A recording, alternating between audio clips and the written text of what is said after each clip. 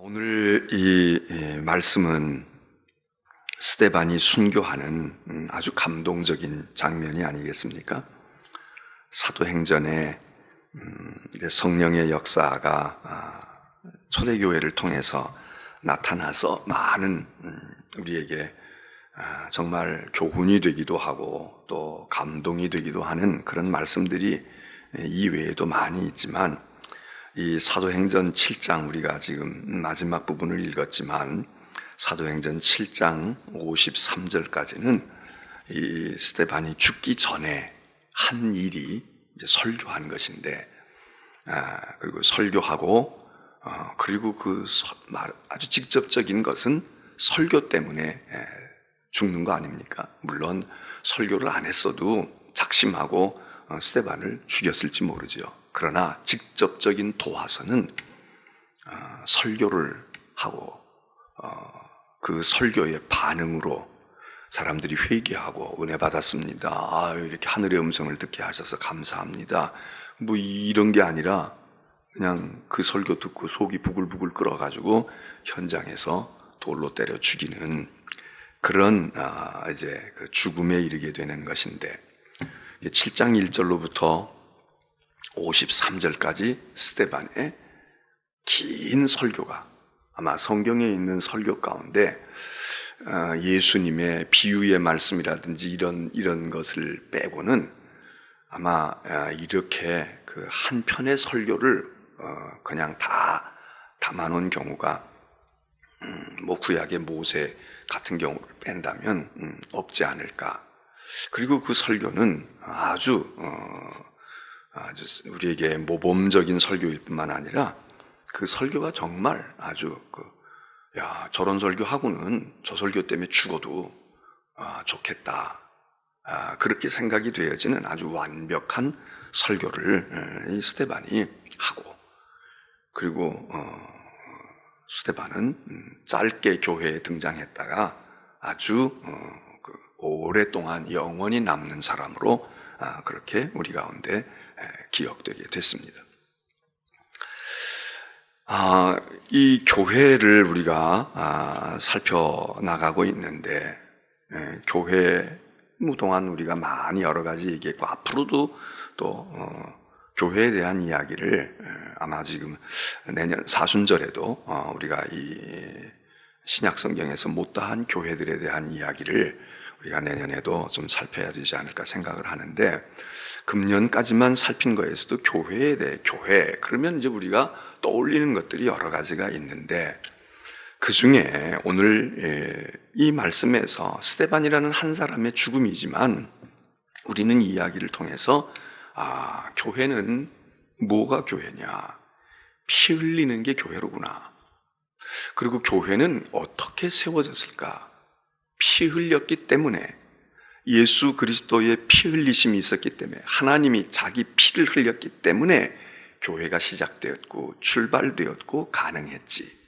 근본적으로는 하나님의 자기 피, 예수 그리스도의 피 흘리심, 이게 없으면 뭐 우리가 아무리 충성하고 헌신하고 뭐 교회겠습니까? 그냥 봉사단체이겠지.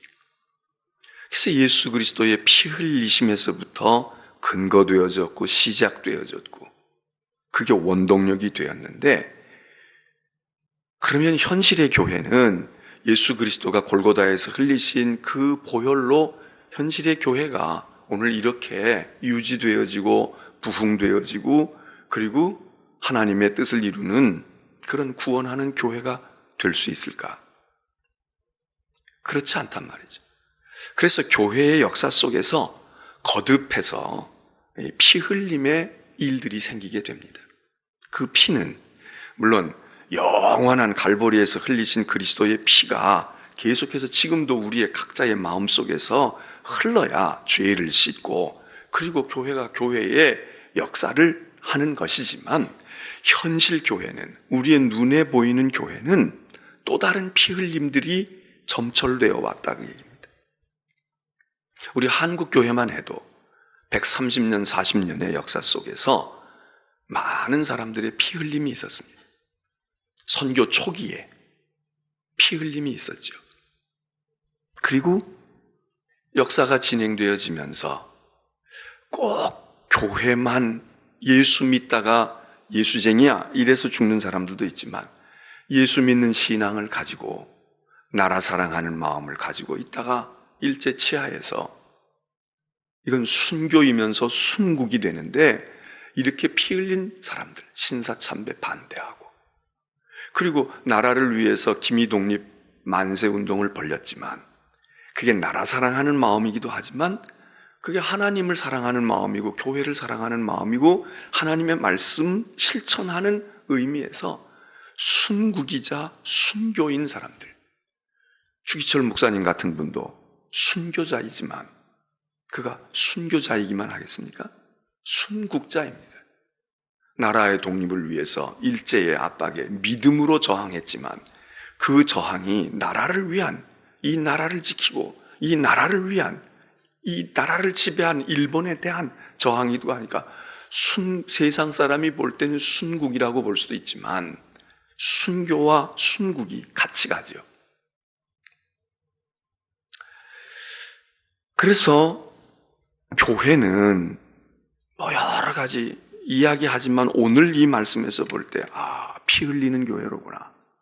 예수 그리스도가 우리를 위해서 피값으로 교회를 세우셨는데 그 교회를 유지하고 그 교회를 또 오늘날 역사 속에서 구체적으로 세워갈 때 많은 사람들의 알려진 사람들도 있고 알려지지 않은 사람들도 있는데 많은 사람들의 피 흘림이 지금도 계속된다 이거죠. 지금도 피 흘리는 사람들이 있다.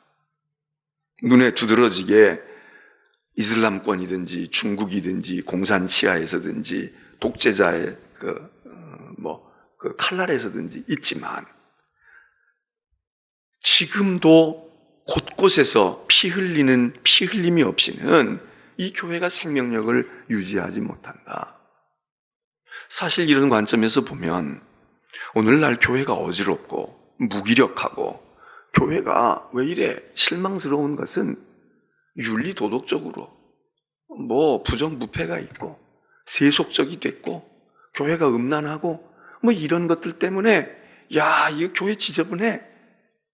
그게 많아서 교회가 문제이기도 하지만 여러분 순교하지 않기 때문 아닙니까? 오늘날 교회에서 순교했다는 얘기 들어봅니까? 어느 교회에서 장로님이 순교했대. 어느 교회 목사가 순교했대. 교회가 힘을 잃은 이유가 피 흘림이 없으니까. 아니 피는 고사하고 눈물도 흘리지 않잖아요. 땀도 흘리지 않으려고 그래. 이제는 땀도 흘리지 않으려고 그래. 눈물도 쏟지 않아. 그런데 무슨 피를 흘리겠습니까?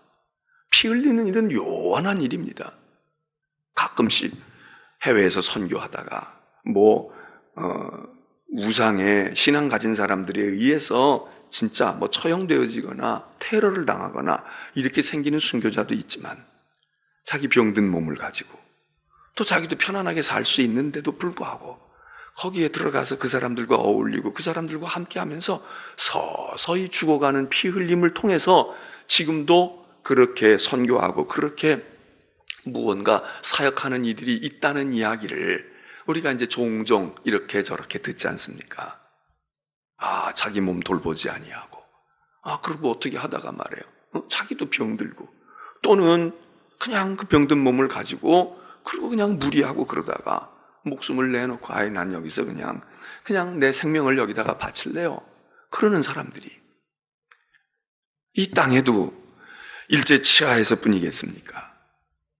공산주의가 들어왔을 때 공산 치하에서 6.25 전쟁의 그 피난통에 그리고 남쪽에는 그러면 여기는 공산주의가 아니었으니까 순교자가 없을 것 같습니까? 한국교회도 그 이후의 역사 속에서 독재 정권 치하에서 저항하다가 인권을 보호하려고 그렇게 민주사회를 실현하려다가 젊은이들도 목회자들도 양심 있는 지식인들 중에서도 사회적인 저항이기도 하지만 교회 믿음 안에서 순교의 반열에 들어간 사람들이 상당수가 있습니다. 일제 치하에서 설교하다가 고등계 형사가 서가지고 그냥 현장에 잡아가기도 하지만 은밀하게 뒤에 잡아가서 옷고 치르고 이래서 죽은 분들이 성도들 중에도 있고 목회자들 중에도 있을 뿐만 아니라 불과 30년, 40년 전만 해도 이 독재 치하에서, 군사 독재 치하에서 목회자들, 양심 있는 지식인들, 신앙의 사람들이 쥐두새도 모르게 사라진 사람들이 있습니다. 다른 이유로 뭐 어떻게 해서 사고 나서 죽었다고 하지만 사실 그냥 사고 난 게 아니지, 죽인 거지. 그런데 순교했다 말도 잘 못해. 그런데 희생됐다고 말도 못해. 그런 역사의 후유증을 지금도 앓고 있지 않습니까? 지금도 앓고 있어. 지금은 민주정부가 됐고 문민정부가 됐으니까 없을까? 여러분, 있을 수도 있습니다. 어떤 의미에서 아야 소리도 못하고 죽어가고 있는 사람들이 있을 수도 있어요. 오늘도 교회 안에서 정권이 아니라 군사 테러가 아니라 폭력 테러가 아니라 교회 안에서 우리들이 순교자를 만들고 있는지도 몰라요. 교회는 끊임없는 피 흘림의 역사. 거기에 지금 이 사도행전 7장이 아주 선명한 순교자의 모습을, 이 스데반은 순교했다는 의미도 중요하지만 최초의 순교자입니다. 예수 그리스도의 십자가의 피 흘린 바로 직후에 나타난 최초의 순교자의 계보를 이어가는, 예수 그리스도의 계보를 직통으로 이어가는, 그러니까 교회가 사도들이 어땠다 뭐했다 그러고 이야기하지만 물론 그리스도를 통해서 사도들의 계보가 이어가고 그 사도들을 통해서 교회들이 세워졌다는 것은 우리가 그런 거에 대해서는 우리가 부인하지 않습니다. 그러나 예수님의 12 제자 베드로가 으뜸일 수 있고 야고보가 그럴 수 있겠지만 순교의 계보로 따지면 예수 그리스도 그리고는 금방 그 바톤을 스데반이 받습니다. 그는 사도도 아니었습니다. 물론 7 집사 교회의 지도자로 뽑히긴 했지만 저는 늘 이 사도행전을 대하고 기억할 때마다 죽기로 말하면 누가 죽어야 됩니까? 베드로가 죽어야지. 야고보가 죽고 요한이 죽어야지. 제일로 예수님이 하신 일을 제대로 감당하면 으뜸이라는데 으뜸되는 베드로가 죽어야 되잖아요. 물론 베드로가 죽습니다. 나중 얘기야. 물론 베드로가 살아서 하는 일이 많아요. 그렇지만 주님의 뒤를 따라서 금방 그 다음에 죽어야 할 사람이 누구야? 그러면 누가 죽어야 되겠습니까? 근데 베드로가 죽지 않아요. 베드로 우리가 아는 것처럼 주님 따르겠다 그러고 이렇게 성령 충만하기도 했지만 우리가 그냥 이렇게 들려오는 것처럼 쿠어바디스 도미네, 베드로가 죽을 순간에도 도망질 치잖아요. 로마까지 선교하러 갔지만 막상 그런 일을 겪을 때에 또 주변에서 당신이 죽으면 교회가 무너져 이래서 그런 고민도 했겠죠. 그러나 어쨌든 회피한다고. 그리고 도망가다가 주님의 음성을 듣는다는 거 아니에요. 주님을 만났다는 거 아니야. 주님 어디로 가십니까? 내가 다시 죽으러 간다고. 그 유명한 얘기가 쿠어바디스 도미네, 주여 어디로 가시나이까? 자기는 지금 십자가에서 멀리 도망가고 있는데 그런데 주님이 거슬러 올라가신단 말이에요. 주님 어디로 가세요? 내가 가야지. 내가 죽어야지. 그래서 베드로가 거기서 돌아섰다는 거야. 그리고 올라가서 그리고 죽을 때 나는 이 십자가에 똑바로 나는 매달려 죽을 자격도 없다. 그래서 거꾸로 달려 죽었다는 거야. 나를 거꾸로 매달라고. 그래서 훌륭한 족적을 남기긴 했는데 그 스타트를 스데반이 끊습니다. 스데반이 끊어. 그러니까 순서대로 되는 건 우리가 죽을 때 나의 순서대로 죽는 거 아니다 이렇게 얘기하지. 그것만 죽을 때, 세상 죽을 때만 나의 순서대로 죽는 게 아니라 순교도 소위 말하는 믿음의 연륜대로 되는 것도 아니고요, 직분대로 되는 것도 아니야. 목사가 제일 먼저 죽어야 될 거죠. 안 죽어. 이 핑계 저 핑계 대고 합리화되고 안 죽고 못 죽어. 근데 엉뚱한 사람이 죽어요. 엉뚱한 사람이 죽는다고. 그래서 제가 농담같이 늘 하는 게 그거예요. 여러분이 목사가 순교하기를 바랍니다. 목사는 그래서 딴 건 몰라도 성경은 여러분들보다 조금 더 알잖아. 그러니까 이혈령 비혈령 안 죽어도 여러 가지 이유가 있어요. 명분을 댈 수가 있어. 세상적인 명분이 아니야. 성경적인 논리를 끄집어 댈 수 있어.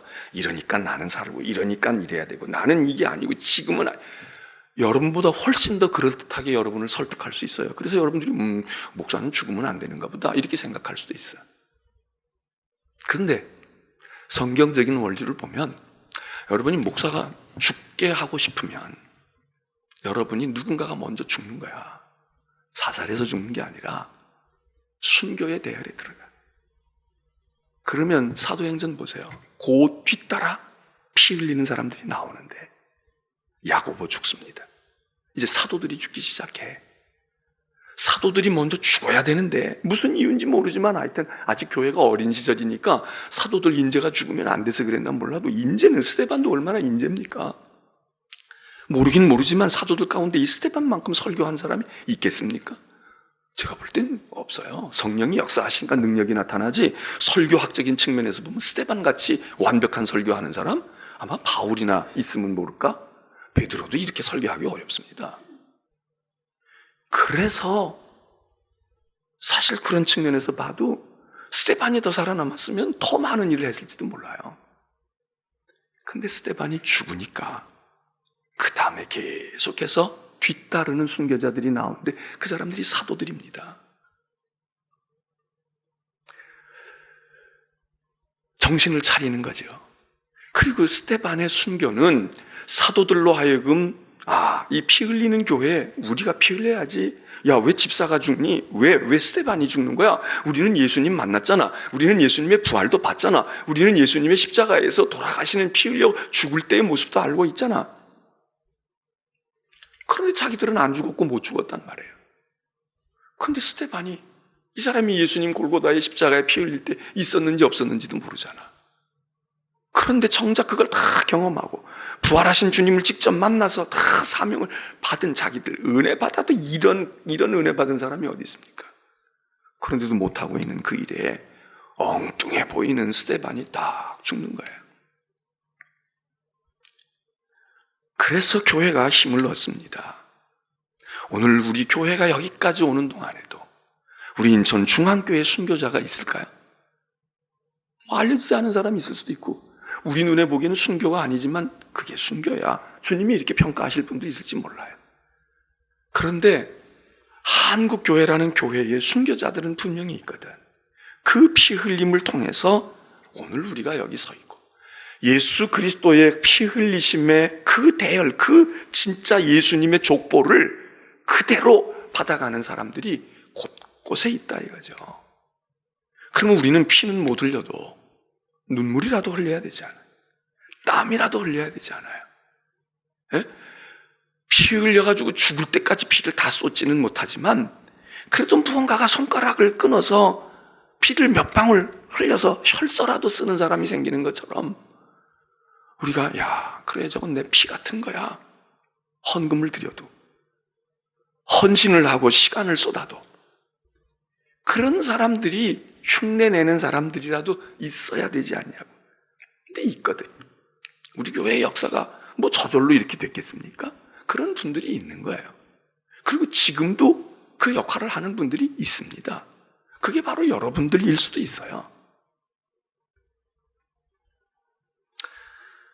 순교는 한 알의 밀알이 땅에 떨어져 썩지 아니하면 예수님 그런 말씀하시잖아요. 썩는 거죠. 썩는 거야. 그래서 그거는 다 문드러지고 다 사라져. 그 사람은 거기서 끝이야. 그런데 거기서 싹이 나. 이 스데반의 순교의 감동적인 장면 중에 하나가 뭔가 하면 이 스데반이 이렇게 죽잖아요. 그런데 이 스데반을 죽일 때에 그 현장에 어떤 사람이 있었다는 거야. 그리고 스데반의 옷을 벗기고 스데반을 돌로 죽이는데 이제 옷을 다 벗기고 때려 죽이는데 그 스데반의 옷을 벗긴 옷을 누군가의 발 앞에 갖다 뒀대. 누군가의 발 앞에 갖다 뒀다는 거야. 근데 그 로마 백부장이거나 무슨 대제사장이거나 누군가 갖다가 뒀어. 그게 누굽니까? 그게 사울이야. 그게 사울이라고. 그 사울이 누구예요? 바울이야. 그 스데반 대단한 사람이지만 스데반이 죽고 하늘의 미랄이 떨어져 죽고 싹이 돋기 시작하는데 바울이라고 하는 거목이 나타나요. 바울이 그냥 다메섹 도상에 가다가 부활의 주님을 만나서 주님이 이 녀석 그냥 뒀다간 아주 교회다 씨를 말리겠구나 이래서 주님이 거기서 그냥 거꾸로 뜨리기도 하지만 그게 그냥 나는 아무 생각이 없는데 기도하다가 그냥 하나님이 나는 하나님도 모르고 성경도 모르는데 그냥 이래가지고 교회 오는 분들이 있거든. 나는 교회 생각해 본 적도 없는데 정말 기적같이 하나님께서 교회로 부르시고 믿음을 심어주셔가지고 그래서 믿음의 사람이 되는 분들도 있어요. 근데 그분들도 가만히 따져보면 그렇게 그냥 아주 밑도 끝도 없이 되는 분들도 있지만 누군가가 그를 위해 기도했어. 사돈의 8천이라도 기도했어. 또는 어떤 친구가 우리 사랑하는 친구 예수 믿으면 좋겠네. 그리고 기도한 사람이 있을 수도 있어요. 이 사울도 다메섹 도상에 가다가 부활하신 예수께서 강력하게 만나시지만 그냥 만난 게 아니고 여기 보면 바울이 이 스데반의 순교의 장면을 목도하는 거예요. 그리고 그 순교의 주동자야. 그렇게 그 지경에 사람을 선동하고 만드는 주동자 1등 공신이야. 그 스데반을 죽는 모습을 보고 제 생각엔 그래. 그게 여기 꽉 남지 않았겠어요? 그게 남았을 거야. 그래서 마치 우리 요한 웨슬리가 늘 뭔가가 컬컬한 심령이 되어가지고 어떨까 그러다가 5월 24일 날 올더스게이트 조그만 골목을 지나가다가 뭔가 소리가 들리고 사람들이 모여있는 모임에 슬그머니 들어가서 앉았다가 은혜 받잖아요. 거기서 가슴이 뜨거워진단 말이에요. 왜? 고민의 세월이 있었어. 갈등의 세월이 있었다고. 은혜가 그냥 어느 날 뚝 떨어져서 받을 수도 있지만 고민하면 이번 사순절에 확 여러분이 붙은 게 없어도 이게 과정인 분도 있어. 그렇게 가다가 사순절 다 끝나고 내 마음의 문제가 해결될 수도 있고 구원에 확신이 없는 구원이 탁 올 수도 있고 이게 지금 수련의 과정일 수도 있어. 어떤 분은 지금 거의 끝나 이번 사순절에 그 일을 만날 수 있는 분도 있어. 그래요. 여기 사울이 그게 마음에 있었던 것 같아. 핍박을 계속하고 내가 하니까 다 죽이잖아. 스데반도 다 죽고 다 하잖아. 사람들이 나하고 내가 선동하면 다 따라. 이거 의기양양함도 있지만 이런 의기양양함이 있으면 있을수록 성령이 역사하셨겠지. 사울의 마음속에 번민이 있고 그리고 그날 또 다메섹으로 가서 또 그런 일을 하려고 가는 중에 그냥 가다가 거꾸로지잖아요. 누구십니까? 왜 이러십니까? 아마 이 사울은 마음속에 스데반이 죽은 영혼이 돌아왔다고 봤을지도 몰라요. 엘리야가 살아왔나? 옛날에 그러는 것처럼 스데반이 얼마 전에 내가 죽였는데 스데반이 죽은 영혼 이런 누구십니까? 그러니까 예수께서 네가 핍박하는 예수다 이러시잖아요. 네가 핍박하는 예수야. 궁금하니 이놈아? 네가 핍박하는 예수야. 너 스데반 때려 죽였잖아. 스데반이 날 위해 죽었어. 그 예수야. 너 좀 보자. 이래서 인생이 뒤집어지잖아요. 순교는 이런 놀라운 역사하는 힘이 있는 겁니다. 바울을 데리고 앉아가지고 성경 공부 가르쳐서 이 사람이 뒤집어지겠습니까? 이 사람 성경 더 잘 알아요. 구약을 더 잘 알고 있는 사람이야. 가말리엘 문화의 법통을 이어가는 사람이야. 근데 이 사울이 예수 그리스도의 족보가 파서 옮겨진단 말이에요. 무얼로? 순교라고 하는 강력한 한 방으로. 이 스데반은요, 우리가 그거를 알고 나면 이 사도행전의 많은 이야기에 그런 역할을 하는 이 바울의 모습을 볼 때 저 바울 속에 스데반이 살아있지. 물론 주님이 살아있는 거지만 스데반이 순교하는 모습을 이 사람이 잊겠습니까? 잊을 수 없죠. 더군다나 그런 감동적인 스데반의 죽음은 앞으로 교회에 이런 변화를 가져오는구나 이거 느끼기도 하지만 또 무언가 하면 스데반이 죽는 장면이 너무 감동적인 거예요. 스데반이 죽는 장면이 여기 지금 자세히 묘사했어요. 근데 이 감동이 왜 감동적이냐? 뭐 발악도 하지 않고 뭐 순한 양같이 이래서 그런 게 아니라 스데반의 죽는 모습을 보면서 예수의 죽음을 보았던 사람들은 예수님이 또 죽는 모습을 보는 거예요. 그 성경이 여기 그렇게 쓰고 있는 거야. 여기 읽어보면 예수님의 십자가, 우리가 고난주간에 읽는 예수님의 죽으심, 십자가에 죽으시는 그 모습과 그 음성이 죽어가는 스데반을 통해서 나오고 있어요. 주 예수여, 내 영혼을 받으시옵소서. 무슨 얘기입니까? 우리 주님이 십자가에서 하신 말씀, 아버지, 이제 내 영혼을 아버지 손에 맡기나이다. 주님이 하신 말씀을 지금 스데반이 지금 죽는 순간에도 그거를 토해내는 거야. 그러니까 이거를 예수님이 죽었을 때 그 광경을 본 사람은 주님 생각이 안 나겠어요? 스데반을 보고, 저분이 주님 아니야? 주님이 저 안에 계셨구나. 주님이 십자가에서 운명하실 때 저 말씀하시고 운명하셨는데, 주 예수여, 주님은 아버지여, 내 영혼을 받으, 여기 스데반, 주 예수여, 내 영혼을 받으옵소서. 또 뭐라고 얘기해요? 주님이 저들의 죄를 용서하소서. 지금 여기 있는 이 사람들, 나를 죽이는 이 사람들, 저 사람들 아무것도 몰라요. 악해서 그런 게 아니고 몰라서 저러니 아버지 저들의 죄를 죽는 순간에도 자기를 죽이는 사람들을 향해서 이렇게 말씀하셨는데, 스데반이 이걸 녹음기를 틀듯이 들어요. 그래서 돌에 맞으면서 십자가에 달리진 않았지만 무릎을 꿇고, 또 돌에 맞으니까 서 있을 수도 없겠지, 설교는 서서 했겠지. 그러다가 돌에 맞고 정신이 없고 무릎을 꿇으면서 마지막 하는 말, 거기 60절에 주여, 이 죄를 저들에게 돌리지 마세요. 돌 던지고 나를 죽이는 저들 몰라서 그래요. 저들에게 죄를 돌리지 마옵소서. 그 말하고 운명했다는 겁니다. 이게 십자가에서 주님이 하신 말씀이잖아요. 아버지, 저들의 죄를 용서해 주세요. 자, 이게 사울이라는 청년 속에 깊이 박히겠죠. 그리고 사울뿐이겠어요.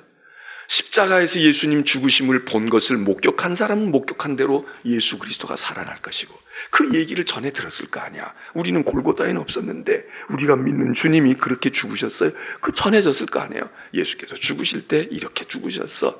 그거 말로 기억했던 사람들은 스데반을 보면서, 야, 예수님이 저러셨겠구나. 그리고 스데반도 저러는데 주님은 더 하셨겠구나. 우리를 위해서 그러셨겠구나. 그러고 확 여기 살아나지 않았겠습니까? 죽이는 사람은 교회를 죽이려고 순교자를 냈지만 교회는 이걸로 산단 말이죠. 이 광경을 보고 어떻게 교회가, 성도들이 여기서 아이고 나도 죽을 수 있겠네, 나도 죽어야 되겠네, 이런 생각하는 사람이 왜 안 생기겠습니까? 그러니까 교회가 힘이 생기는 거예요. 우리가 지금 교인들이 다 올바르고 목사들이 다 신령해지기를 바라지만 저부터도 나 하나만이라도 그러면 돼. 제가 그렇게 못해. 우리 교회가 어떠고 세상 교회가 어쩌고 저쩌고 말해요. 그 교회 사람들 왜 그러냐? 아니, 그 교회 사람들이 아니라 단 한 명만이라도 이 스데반 같은 사람이 있으면 그 사람이 있는 교회가 살고요, 한국 교회가 살 것이고 교계가 살아. 오늘 새벽에 여러분들이 오셔서 교회가 뭘까? 교회는 피 흘리는 곳입니다. 근데 땀 한 방울 안 흘리려고 그래. 눈물 한 방울 안 쏟으려고 한다고. 어떻게 하다가 손끝에서 찔려서 피 한 방울만 나도 난리가 나. 나는 이러고 있는데 너희는 뭐해? 그리고 은혜 받은 사람들, 기도한다는 사람들, 헌신한다는 사람들, 내 헌신하는 것도 힘든데 너희들은 뭐하고 있어? 이게 원망이 더 많이 나가잖아요. 그래서 막 교회 모르는 사람이 비판하는 것도 문제지만 비판하는 사람들 중에 교회 안다는 사람들이 비판하는 거야. 교회 사랑하는 사람들이 비판하는 거야. 일리는 있어요. 그러나 여기 스데반은 아버지, 자기를 죽이는 사람들 향해 저들의 죄를 돌리지 마세요. 이러고 죽는 사람이 있으니까 이 한 사람의 죽음에서 순교자의 뒤를 따를 지원자들이, 의용군들이 많이 줄을 잇고 순교까지는 안 가더라도 저렇게 죽는 사람도 있는데 나는 믿음 지켜야지. 배도하려고 했는데 신앙 지켜야지. 나 저렇게까지 장로님처럼은 못하고 집사님처럼은 못하지만 그래도 나가서 한번 저분들 40일씩 저러는데 난 그래도 한 주일이라도 해야지. 이러는 속회원들과 믿음의 형제 자매들이 안 생기겠냐고요. 오늘 우리는 스데반을 보면서 주님을 보고요. 주님과 같은 스데반이 있는데 오늘 우리 주변에 스데반이 누구일까? 나는 스데반 흉내라도 날 수 있을까? 피 흘림은 고사하고 눈물이라도, 이 교회를 위하여 눈물이라도 쏟았을까? 내 걱정, 내 자식, 나 사는 문제, 내 속상한 거, 그것 때문에 이 교회에 와서 눈물 좀 흘릴 수도 있어요. 이런 눈물도 사실 요즘엔 잘 안 흘려. 그런데 그런 눈물은 그래도 더러더러 좀 흘리는 분들이 아직 있을 수 있어. 근데 정말 교회를 사랑하는 거야. 주님을 사랑하는 거야. 그래서 피 흘리는 건 고사해도 주님 무엇이 관대? 이래서 눈물이라도 흘려봐야 이 피 흘림의 가치를 우리가 알 거 아니겠습니까? 기도하겠습니다.